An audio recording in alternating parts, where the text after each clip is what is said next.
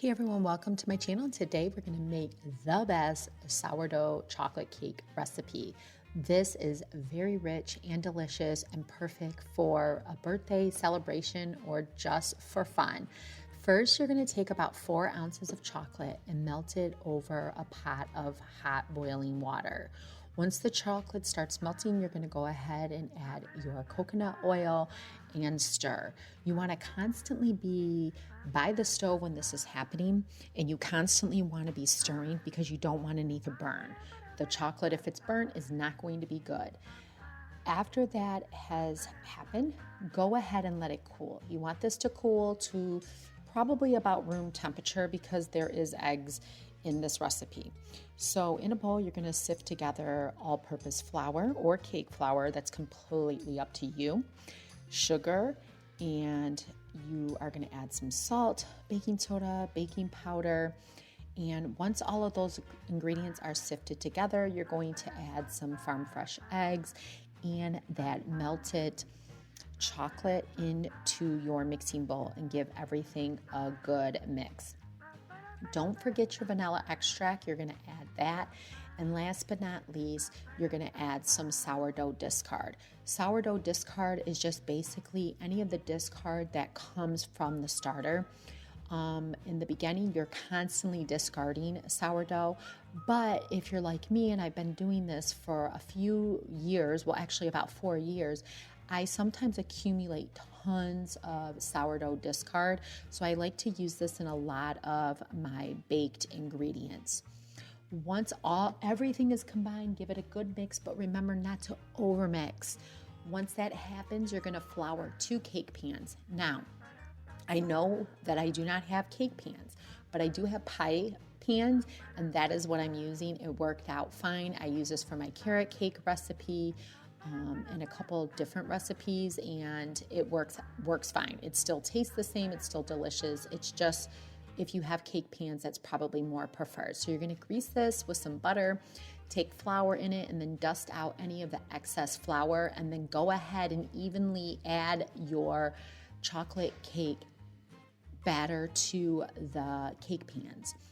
Once that happens, you're going to add it into a preheated oven at 350 degrees and cook it for about 30 minutes. Now, you can start this recipe the night before and then stick it in the refrigerator, which is great because the longer the fermentation, the better this is going to be for your gut and overall health. And you're going to let this cool. I usually like to let my cake cool for about anywhere from 12 hours to overnight before I start frosting it. I just have better luck with it and better success. So while that is cooling, I'm going to make the frosting. So the same concept, you're going to go ahead and add a cup of semi-sweet chocolate to a glass bowl, melt it over boiling water, add powdered sugar, your cream, all of the good stuff, and give it a mix. You're going to constantly mix this. The more you mix it, the thicken. It's going to become thick. And then once it's nice and thick, I'm going to give it a nice big blend in my mixer, and then I'm ready to take the sourdough cakes out of the pans and put it on a cake stand. This took a little bit of maneuvering. They were in there, but I didn't want to pull it apart. I wanted to pull naturally, let gravity take its course. So I used a butter knife and kind of worked my way around it so I can get as much of the cake as possible. Now, a lot of people will cut the top of it so both of the cakes can lay nice and perfectly on top of each other. I did not do that, and it took me a little bit longer to frost it because I had to work my way around it and fill it in with frosting. So if you want to eliminate that and not put as much frosting, go for it by any means. So basically, I put frosting on the bottom layer, and then from the bottom layer, that was kind of the glue, and then I added the top layer and then frosted around the cake. I used a frosting, spatula, butter knife to frost the cake, and once it was done, it was ready to go. You can add sprinkles, you can add a design, you can get as fancy and as creative as you want. Now remember, the full recipe details are over on my blog, which will be linked below. Also, there are tons of sourdough discard recipes over there, from the carrot cake that I mentioned previously in this video, to muffin recipes, to waffles, pancakes, you name it. So make sure you go over there, kind of browse around, check it out.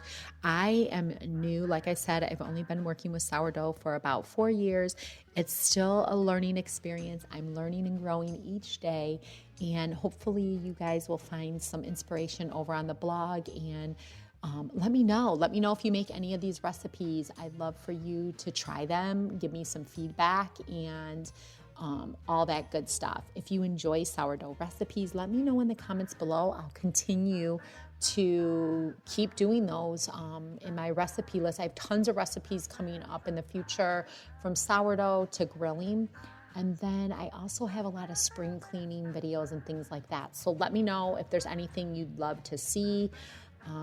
Not just chocolate cake recipes. I can pretty much do it all. I just want to find beauty and grace in everyday life, doing it on a budget, and having a lot of fun and making everything beautiful. So we are entering into gardening season, which is pretty exciting. I have tons of videos like that as well. And thanks so much if you watched this video all the way to the end. I really appreciate it. If you want to see more videos from me, hit that subscribe button, and I'll talk to you guys real soon.